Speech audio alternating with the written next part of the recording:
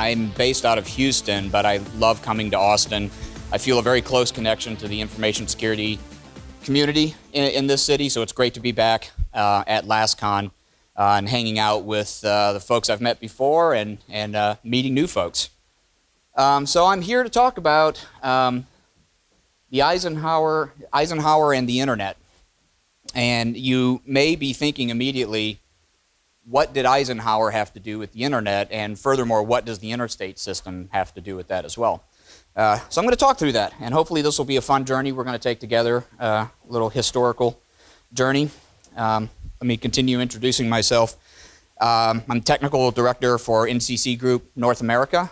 Tell you more about NCC Group in a second. I've been in IT since 1995 and started focusing on InfoSec in 2001.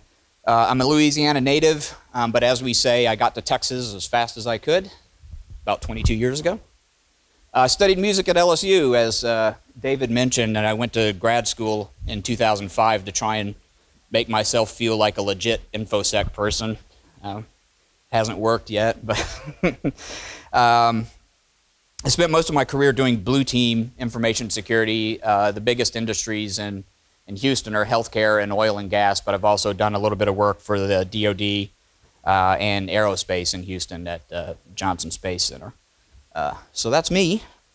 Oh, and I know I've been told I need to update my profile picture that was used online. Yeah, my beard's had significant gains since then. So I have the greatest job in the world, I think. I get to do a lot of these sorts of shows, and I love advocating for you, my fellow information security professionals, and also advocating for our industry. It's part of my job, and I really, really enjoy it. But because NCC Group is sponsoring me being here, you have to sit through this short commercial. Sorry, I'll keep it brief.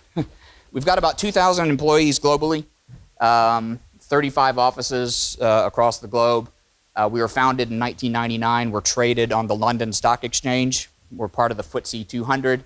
And last fiscal year, we generated $313 million US in revenue. So it's a good company. Please hire us. I'll get that in a minute. So yeah, we've in North America, a lot of our growth was through acquisition. There are several firms listed up there that are now part of NCC Group. We've got a variety of consulting services from, in North America, we were primarily thought of as red teamers. We also have other services we provide as well, as you can see. And I show you this slide to say that here's our office locations. I'm very, very hopeful that in 2019 I'll be adding Houston to that list. We're hoping to have brick and mortar offices in Houston. For the longest time I was the only employee working remote there, but we're up to 4 employees in Houston now, and I'm joined by one of them today, my colleague Mario Zayas. Oh, there you are. Is in town, so say hi to him if you haven't met him. He's our first Houston-based account manager, so hopefully he'll buy you coffee or a beer or something. All right, let's get into it. This deck started when a young colleague of mine once asked, we were talking about security problems that are very pervasive when you're talking about communicating on the internet. And they're just fundamental problems with things like authentication and protocols that are broken, and those sorts of things. And he said, why didn't they think of that? And my initial thought was, geez, kid, what a naive question. And then moments later I thought, well, wait. No, it's actually a really good question. Why didn't they think of that? And I didn't know the answer. So it was a pet project. And I just wanted to try and figure out, okay, how did we get to where we are now? And how did the internet really start to begin with? And the metaphor, the information superhighway is what we called it for the longest time.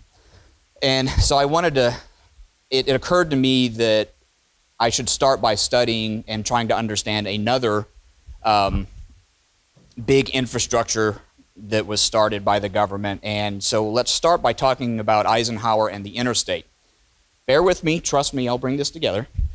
It started in 1919. There were 80 military vehicles. Then Lieutenant Colonel Eisenhower was tasked with getting those 80 vehicles 3,000 miles across the country. It took 2 months, and as you can see from the picture on that side, it was fraught with problems. There was no consistent infrastructure being used. There weren't good roads. Things were running off into ditches, and it was just a mess. Fast forward to the 1930s, and Eisenhower found himself in Germany. There was something going on in Europe at the time.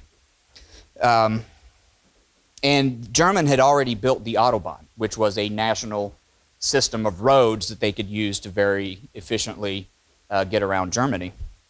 And Eisenhower thought that was a really good idea, and America should do something like that. And because of that, once he became president, he realized that he had the power then to ask Congress to pass the Federal Aid Highway Act of 1956. So he is really known as the father of the interstate system. To honor him for that, Congress passed a bill in 1990 that legally changed the name to the Eisenhower Interstate System.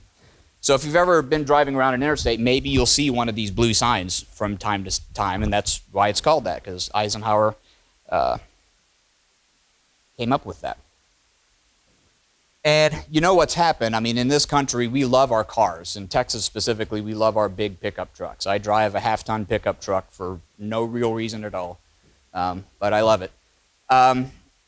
Car culture is not just a big deal in this country. Is anyone familiar with the Michelin Guide? Okay, so it's a book, and it lists restaurants, and very nice restaurants, and however many stars you get, it's a nicer restaurant. It's no coincidence that it shares the name with the tire company, because it is Michelin Tire that publishes that book. And you might think, well, why would a tire company want to publish a book about fancy restaurants? The answer is the Michelin folks figured that if they could convince French people to drive around to these fancy restaurants, then they would have to buy more tires. So that shows you that infrastructure being in place in Europe had a really big socio-economic impact, right? Think about historic Route 66 in America. Now, Route 66 is not a part of the interstate system because it was built before the Interstate Act happened. But entire cities and towns sprung up based on their proximity to Route 66. And then when the interstate system happened and people stopped using Route 66, those towns in many cases dried up and went away. Again, those economic impacts that infrastructure had on those local areas. And of course, screenshot from the movie Cars, if you have kids, or not, perhaps you've seen the movie, but it's a big deal. Oh, trivia question. Does anyone know where the middle of Route 66 is? Nope. It's right here in Texas. Does anyone know where Adrian, Texas is? I should look that up. I'm not sure where that is, but it's in the middle of Texas. So, what's my point? What started as an infrastructure built for a very specific use case ended up having a profound socioeconomic and sociological effect once turned over to the private sector. Because Eisenhower didn't just say, we're going to build all these roads and move military vehicles around. While we're not using them for moving around military vehicles, other folks can use the system of roads as well. And as it turns out, it became a big deal. The ability for us to freely move about our country easily, as big as it is a significant advantage for us. So, similarly, ARPA was founded, and I'll tell you why. They had a problem. Sputnik happened in the 50s, and America was shocked. They didn't know that Russia even had that capability. They didn't know that they were even doing that sort of research. And the government knew that somebody needed to be in charge of researching things to figure out what's going on. They knew they couldn't do it alone, though, so the DoD partnered in terms of with private researching organizations, depending on what the research project was. And that's how the Advanced Research Projects Agency came up, and guess who founded that? It was Eisenhower. So he had a keen eye, it seems, for figuring out how to solve fairly complex problems. Just as a point of saying it, in 1972, the name was changed to DARPA, which is the DoD, Advanced Research Projects Agency, to kind of underscore how important the notion of defense is to that agency. They initially started off, as I said, it was in response to Sputnik, but shortly, a couple years after that, in the 1960s, NASA was founded and took over all the space travel related things. ARPA at that time decided, okay, we're going to focus on computer science problems. So the idea was, if all of our computing resources are in one place, that's a single point of failure. We need to have the ability, in order to defend our country, to be able to exchange information across great distance. Well, the technology didn't exist at the time. You know, there was only so far you could stretch a cable, right? So ARPA decided they were going to try and solve that problem. Again, researchers from all over the world were involved. New protocols had to be invented. Packet switching had to be invented. And this is what the first 4 nodes of the internet looked like, is in several research facilities in the United States. And I mean, it would be nice if the network to be protected were that simple, right? Have you seen a topology map of the internet lately? Well, it's grown. It's a lot bigger. It doesn't even resemble a network map at all. But you know, from those humble beginnings, you know, we deal with the internet every single day. You know, again, suffice to say, it's gotten a lot bigger. The first message, so if you want to talk about, you know, when did the internet go live, the research I did seems to suggest most people agree it was on October 29th, 1969 at 22:30. One researcher was trying to remotely log into another machine. That researcher typed LO, and then the whole bloody thing crashed. It took several hours to reboot the internet, which it's funny even saying that. But eventually that message, the paper I read said that they were trying to type log in. I would like to use this forum to start the rumor that they were in fact trying to type LOL. So we can all go home and tell our kids that LOL is not a new thing. That's been around since the 60s. So in terms of, I mean, part of the question I was trying to answer for myself was, you know, when was the internet invented and by whom? Because, you know, every time I give this presentation, someone will make the Al Gore invented the internet joke. More on him later. But there were, as I said, it was the Department of Defense that had the idea, but literally people from all over the world were involved, and I don't think it's fair to necessarily say one entity or one organization is responsible for all the research that went into it. So my conclusion is this vague comment here: it was invented by humans in the 20th century. I mean, there were a lot of folks that were involved in that.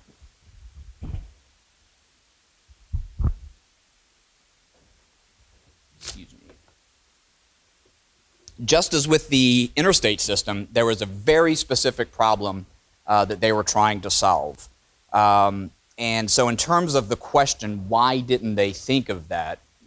Think about, in the early days, the DoD, you had to be in the military or a part of the DoD or a part of one of these research firms. So there were no design requirements for dealing with unauthorized users, for example.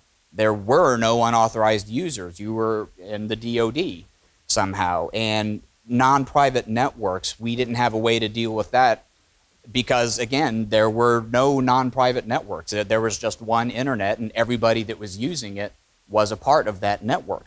So in terms of, as security professionals, thinking about, why do we still have clear text protocols? Why did we even have clear text protocols to begin with? And so on and so forth. The answer is not that the people that built the internet were, naive or foolish.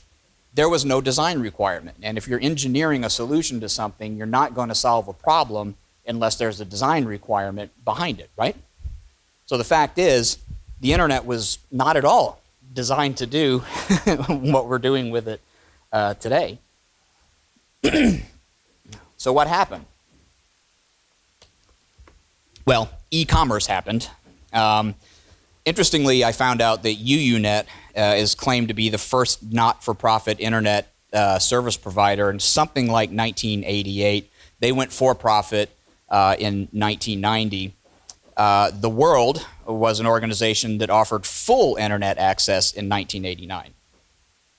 Well, what do you mean by full internet access? Before 1989, even if you did have access to the internet, ARPA would keep some stuff segregated off, and as private citizens, we could only access certain parts of the internet as it existed. That changed, as I said, in 1989.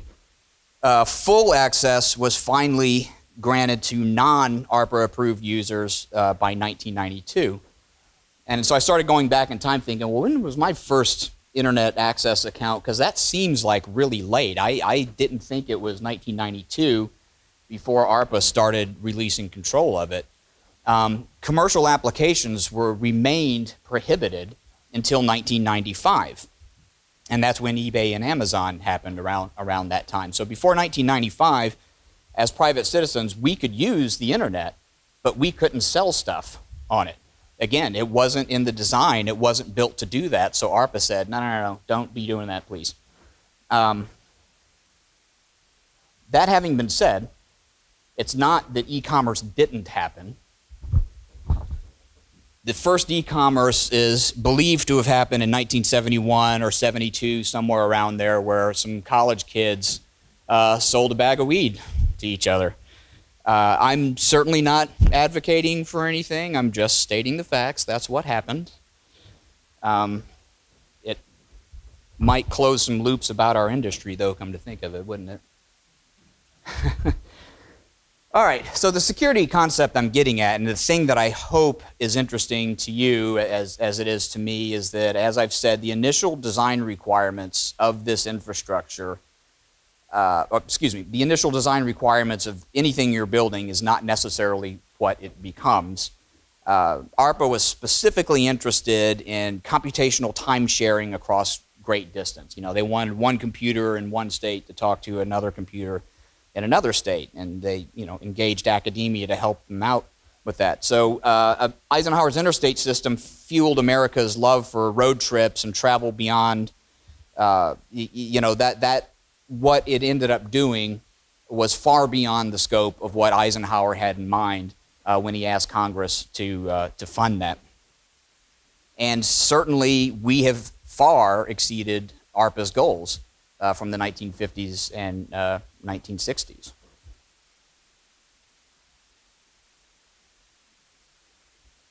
So whenever you give, if any of you do public speaking, giving predictions is always a risky thing, especially when it's being recorded. I'm happy to be wrong on some of this stuff. But what have we seen that's happened with roads? Well, I found a project called 80 Smart Corridor. And they have a lot of really interesting information about the research this organization is doing on how to make travel on interstates more efficient. And they do things like, metered ramps. If you've seen those, the flow of traffic entering the main lanes is controlled to try and reduce bottlenecks and what. Overhead signs that will tell you if lanes are closed, and you can use overhead signs to reverse the flow of traffic during certain times of day. And local street signs that can provide quick and efficient information about detours, again, with the idea of making road travel more efficient. So roads started, or interstates rather, started as a hard, flat surface, right? I mean, that's what it was.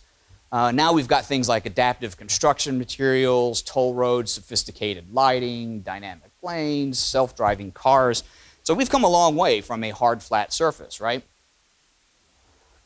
So what I think, if you kind of stretch that metaphor a little bit, what is the internet going to do based on what we now know about the interstate system? It started off as a networking infrastructure. Oh, internetworking. By the way, trivia. The in the early white papers and technical documents that ARPA was authoring, they talked about internetworking was what they called this thing that they were trying to do.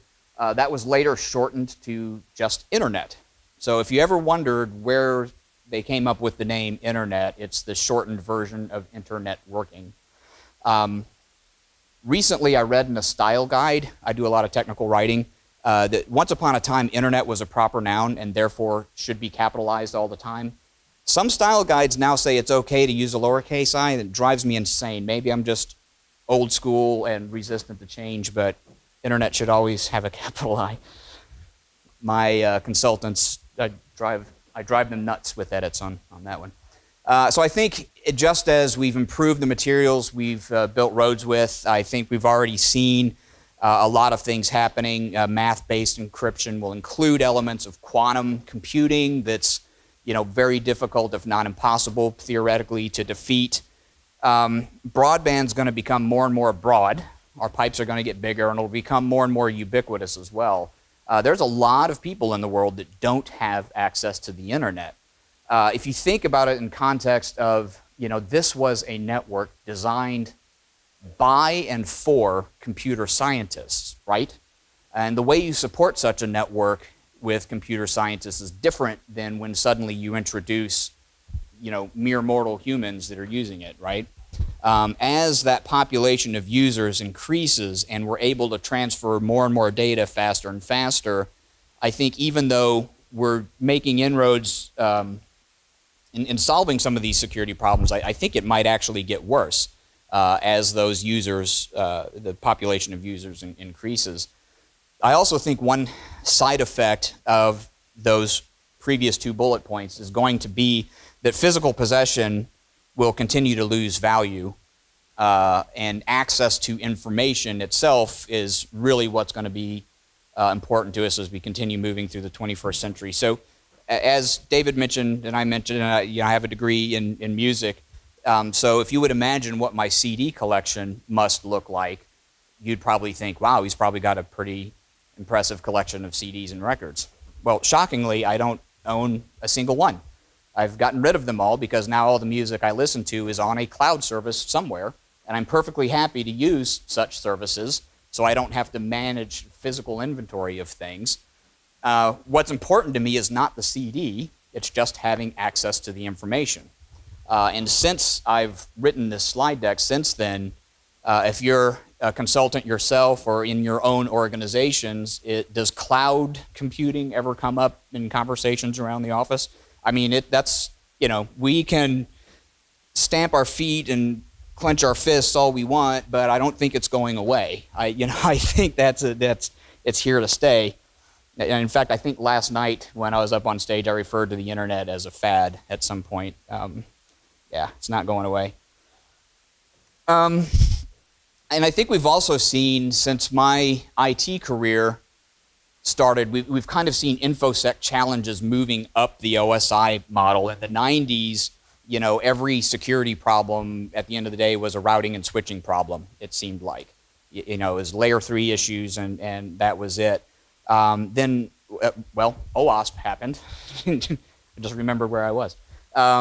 So obviously, application layer attacks are a thing and have become very, very important. And I think that migration up the stack is going to continue to layer 8, which of course is the user or the chair keyboard interface, to use the technical term. And so I think even as we get better at defending our applications and defending our networks, the human is the softest target. And we've already seen phishing getting more and more sophisticated. Even there's time-based attacks on one-time passwords and multi-factor authentication. I think that trend is going to continue as well. I'm happy to be wrong, and if you have predictions of your own, I'm happy to hear about those also. So just as I mentioned the smart highways and self-driving cars, did you know that there's a second internet? The Internet 2 project was started specifically to kind of solve some of these problems of this infrastructure being designed and built starting a very long time ago. it's an interesting project, and I'm not sure that it's ever going to, like, we're going to have an internet outage one day and turn the whole thing off and switch everything over to the internet too. I think as that research continues, elements of that technology will be incorporated into the global internet.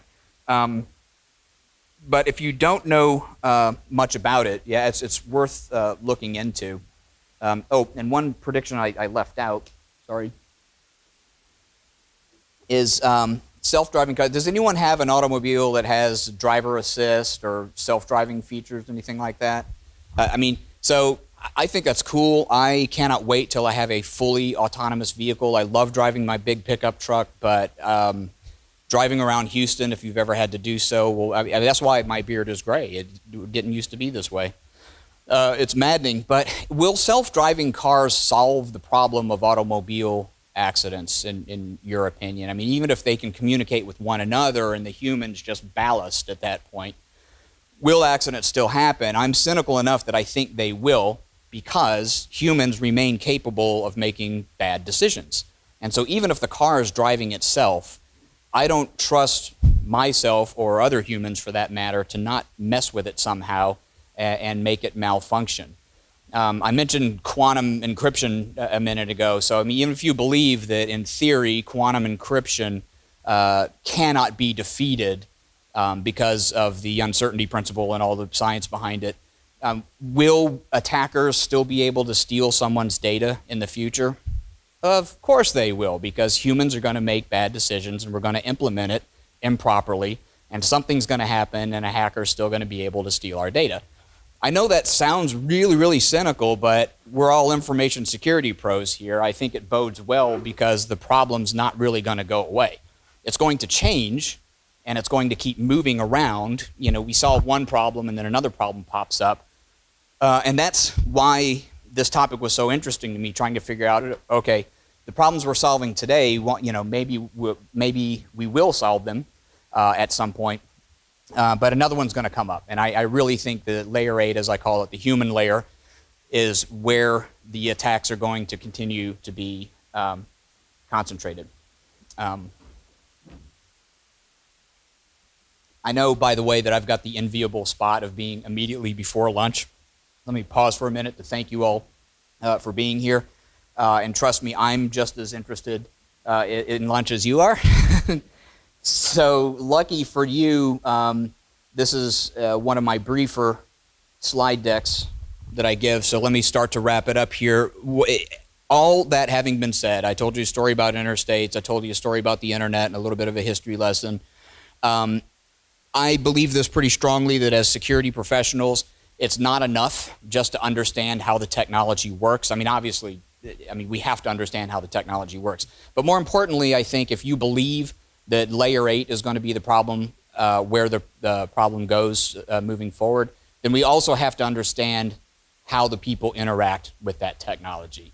The context of how the technology is used is what the hackers, the bad guys, are really good at figuring out before we do, and they take advantage of that. So again, not to repeat myself, but just as interstates don't require you to be in a military vehicle, the internet doesn't you don't have to be in the DoD to use the internet anymore. It has long ceased being a thing only used by computer scientists. And I mentioned cloud, and if any of you who were in the industry 20 years ago, did you anticipate that we were going to be dealing with the things that people were going to be putting computing assets and information assets in somebody else's data center? I remember the first time I heard the term BYOD at a conference, and the speaker was suggesting that someday you'll be able to buy your own computing devices and bring them to work. I was sitting there thinking, you're out of your mind, dude. You've obviously never worked in a corporate network before, because that's not happening ever. Well, now there's an entire industry built up around mobile device management and those sorts of things. So anyway, in closing, like I said, I think our jobs may become more focused on the use cases and how our users interact with the thing. If you have ideas of your own, I would love to hear them. I'm not claiming to be right on this stuff. I'm happy to be wrong, or if you disagree, I'd love to hear your opinions. if not today. Please do stay in touch. I'm on Twitter, and there's my email address. You can hit me up there. It's unfortunate that I've got to be back in Houston by 3:30 or 4, so I need to leave pretty soon. But anyway, this is my story. Comments or questions? Hard to see. I don't see any hands going up. Thank you very much for your time today. I hope you enjoyed it, and enjoy the rest of LASCON. Thank you.